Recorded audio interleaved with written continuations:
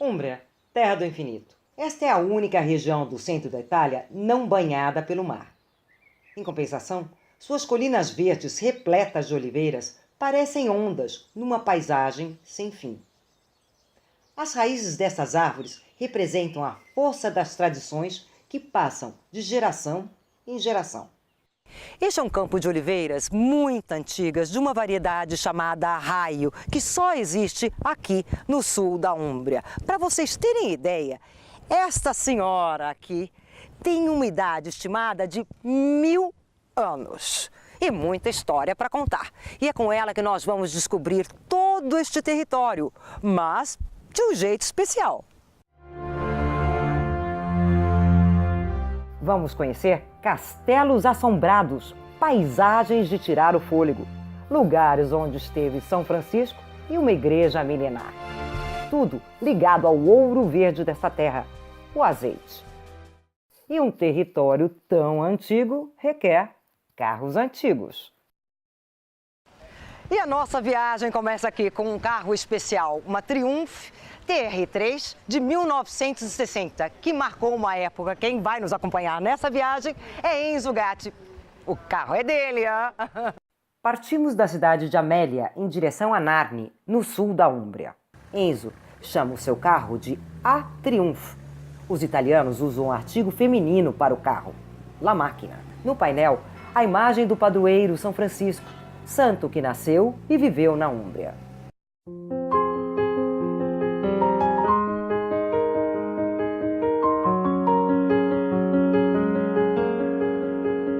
O tempo voa. Narni, cidadezinha medieval típica úmbra, fica em cima de uma colina. Entramos pela Porta Ternana, construída há mais de 500 anos. No centro, antigos edifícios, erguidos com pedras características da região. Vamos lá com a nossa Triumph. Enzo, siga aquela Ferrari.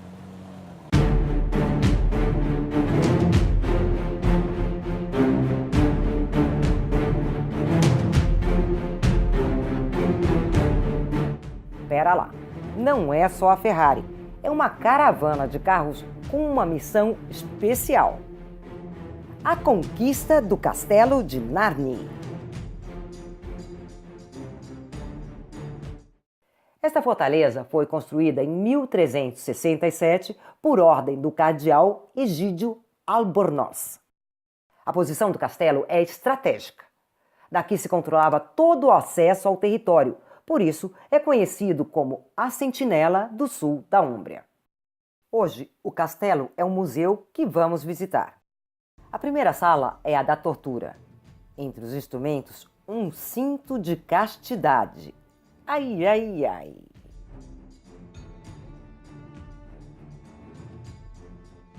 Nas outras salas, a visita é mais amena. Há frescos, instrumentos musicais antigos, armaduras e vestidos centenários. De cima, a vista é espetacular.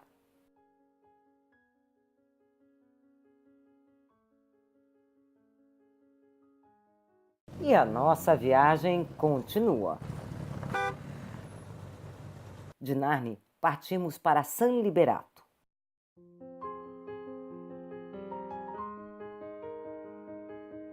Entre ciprestes, vinhedos e oliveiras, uma maravilhosa fazenda. O Castelo delle Regine.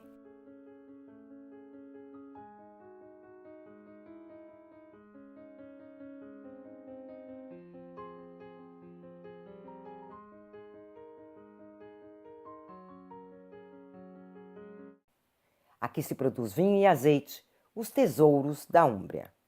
O enólogo Fábio Bussetti nos conta como é trabalhar aqui. É salutare porque si lavora all'aria aperta. É saudável, se trabalha ao ar livre sem cansaço, porque a natureza nos dá a possibilidade de viver e a cada dia fazer algo novo. Vivere, di far qualcosa di nuovo. Prosseguimos para a cidadezinha de Giove, onde nos espera um grupo de bandeiradores.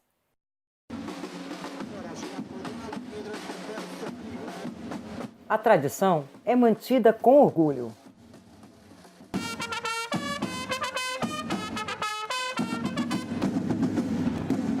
As crianças dão um show.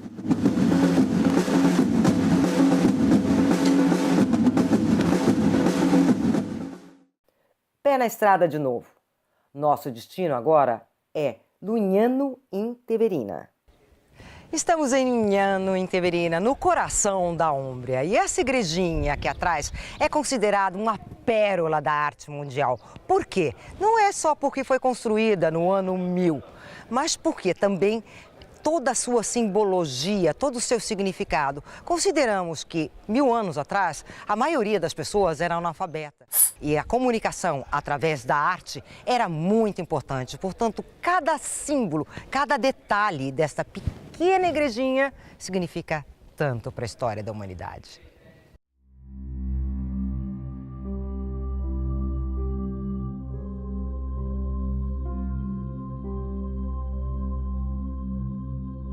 A igreja de Santa Maria Assunta mantém as características originais. O estilo arquitetônico é chamado românico, com pedras maciças que representam a fortaleza de Deus. A roseta simboliza o domínio de Cristo e está inserida num quadrado que indica os 4 evangelistas. E também são 4 colunas que apoiam o pórtico, cada uma com um capitel diferente. Nesta estão 4 pombas com as asas abertas, como mensageiras. Na fachada, vários animais. Dentro, o piso é inspirado nos mosaicos do Império Bizantino, geométrico e ornamentado com incrustações de pedras típicas da arquitetura medieval da Itália. Partimos de Lugnano in Teverina para a cidade de Alviano. Em apenas 5 quilômetros, viajamos 500 anos na história da Úmbria.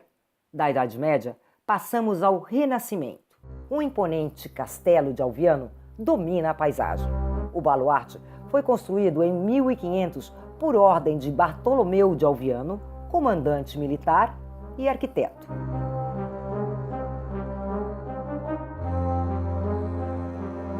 Na frente do castelo, uma placa. Nesta praça da Fortaleza de Alviano, na primavera de 1212, São Francisco de Assis falava aos nossos cidadãos e fez silenciar as andorinhas. Aqui ele pensou e prometeu as regras da vida evangélica para a terceira ordem franciscana. Uau! São Francisco esteve aqui nesta colina. Um leão de pedra defende a entrada do castelo, que hoje abriga também a prefeitura. Dentro, um pátio central com estilo renascentista, quadrangular, que deixa a luz solar entrar para iluminar as janelas internas. Algumas salas são repletas de afrescos. Mas este baluarte tem segredos. O prefeito de Alviano, Giovanni Ciardo, nos recebe no seu gabinete localizado na torre medieval do castelo. Ele diz que em 2010, com as obras de reestruturação, foi descoberta uma escada de pedras que ligava a torre à praça central. E como todo castelo, não poderia faltar um fantasma. O prefeito nos conta uma história de arrepiar. Uma médium que visitou o castelo disse que sentia presenças espirituais e sofrimento no local. Decidimos fazer uma pesquisa mais profunda. Contratamos uma associação especializada em campos magnéticos que, junto com a médium, passou uma noite no castelo.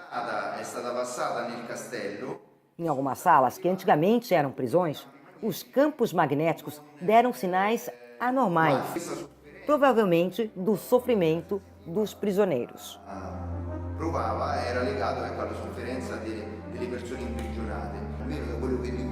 Ele diz que não acredita em fantasmas, mas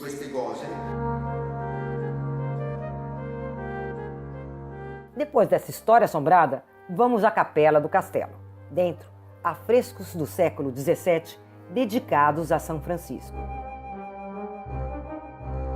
Bem, já que falamos de São Francisco, aqui perto tem um lugar especial. Saímos de Alviano para Guardia. Esta é a Gruta de São Francisco. O lugar é minúsculo, escavado como uma caverna.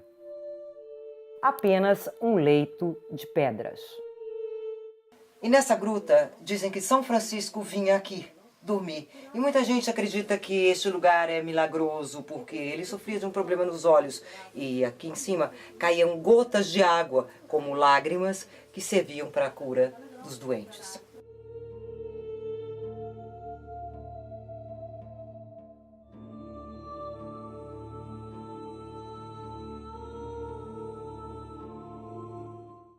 Passamos do sacro ao profano.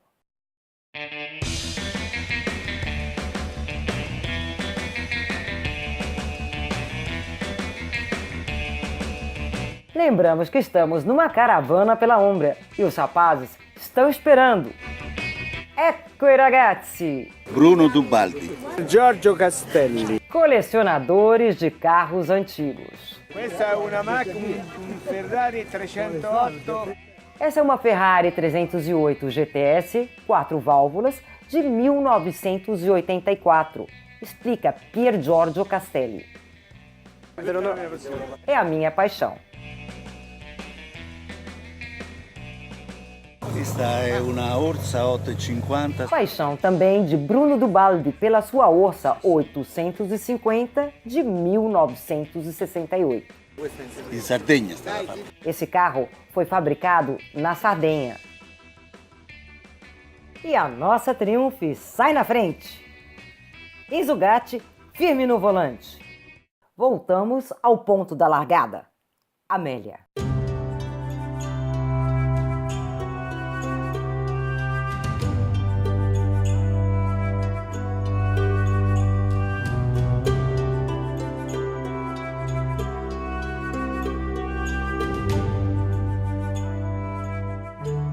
Diante das pedras gigantes de muros construídos 3.000 anos atrás, nos sentimos minúsculos dentro da história de Amélia, uma das cidades mais antigas da Itália.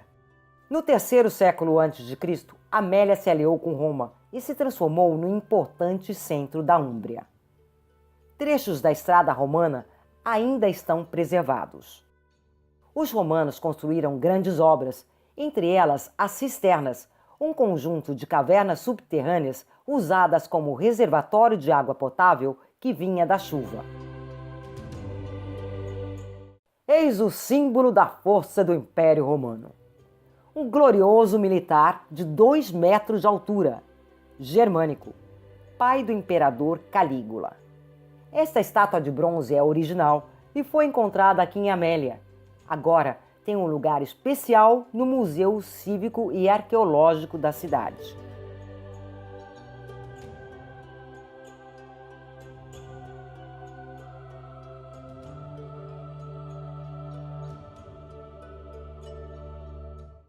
Em Amélia, o tempo não parou. A cidade reúne todas as épocas, dos antigos romanos à Idade Média, do Renascimento ao Barroco.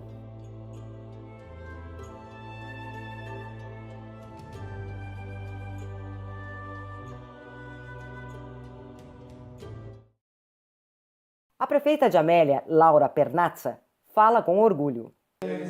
Um patrimônio storico-artístico inestimabile. A cidade tem um patrimônio histórico e artístico de valor inestimável. E também uma riqueza enogastronômica para degustar. Prefeita, gostei da sugestão. Que tal um piquenique?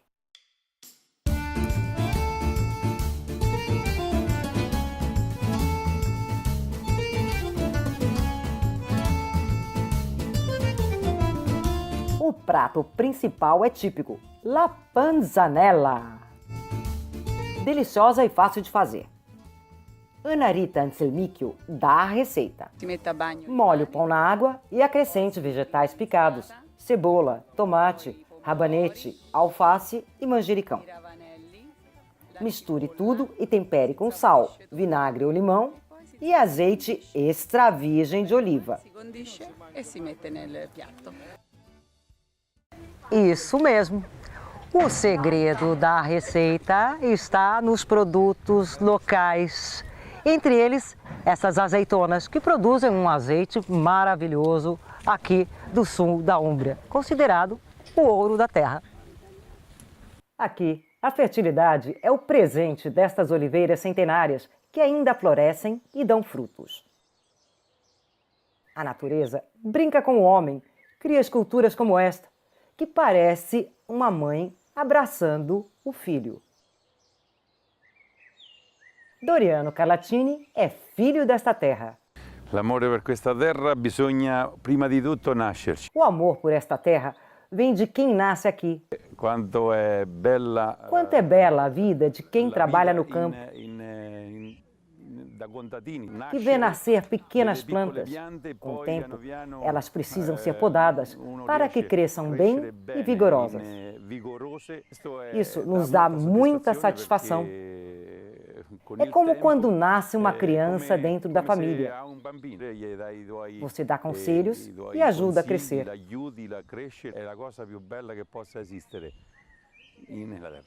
É a coisa mais linda que possa existir na Terra. A Oliveira Raio é uma das variedades mais antigas da Itália. O grande valor deste território é que não foi deturpado pela indústria e permaneceu intacto no tempo e conservado, diz Umbro Passione.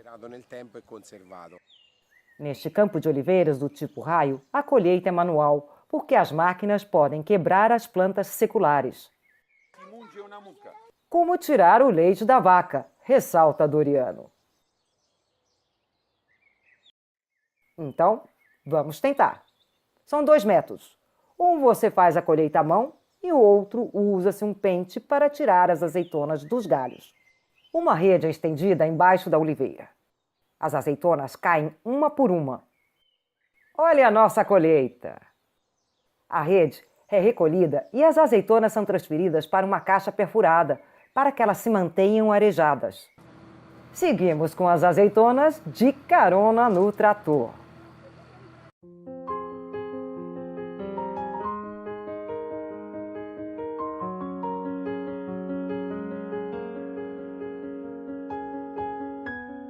Chegamos no frantoio dell'olio buono, onde as azeitonas serão transformadas em azeite. Aqui, os produtores locais da Úmbria trazem os frutos desta safra. Para produzir um azeite extra virgem de qualidade, com baixa acidez, a azeitona deve ser processada até 24 horas após a sua colheita.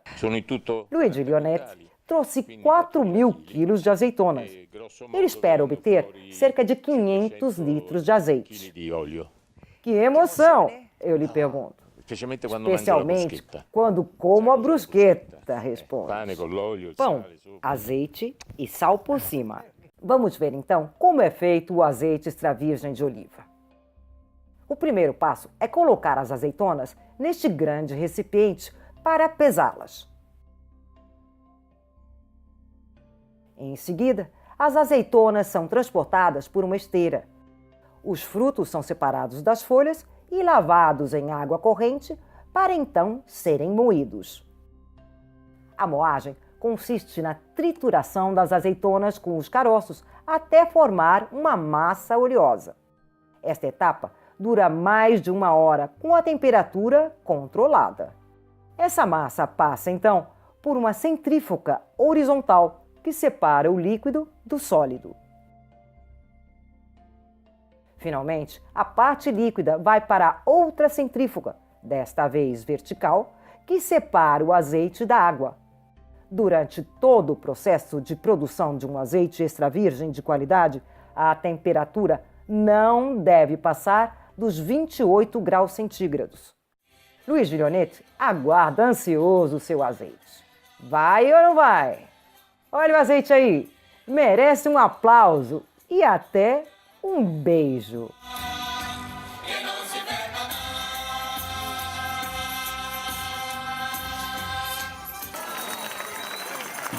Luigi, tá chegando aquela brusqueta pra gente saborear o extra virgem de oliva.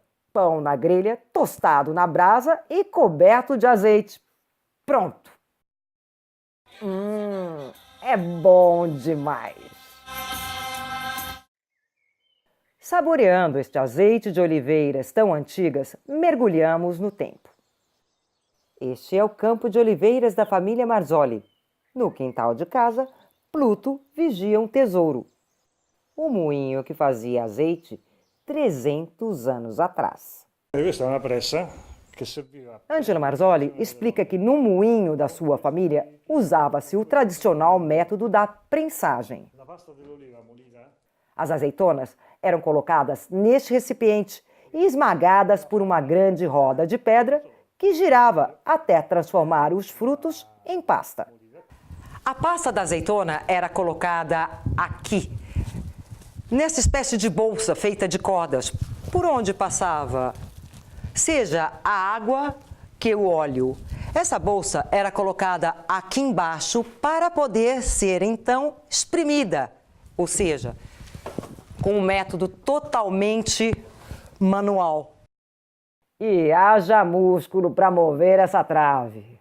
Hoje os métodos evoluíram e a qualidade do azeite também. Voltamos ao Frantoio dell'Olio Buono.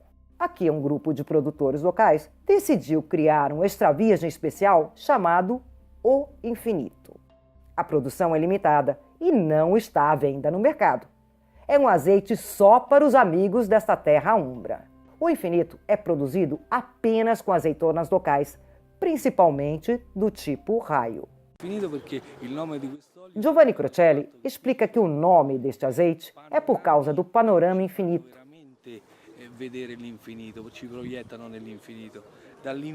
Também porque são infinitas as horas de trabalho e dedicação para proteger essas oliveiras seculares e únicas no mundo. Infinita é a satisfação de viver neste território. O infinito é a nossa dimensão. A dimensão do infinito é a Úmbria. Nas Colinas Verdes, essas oliveiras contam histórias. Raízes que seguram essa terra sem fim, para que eternamente as crianças possam colher seus frutos.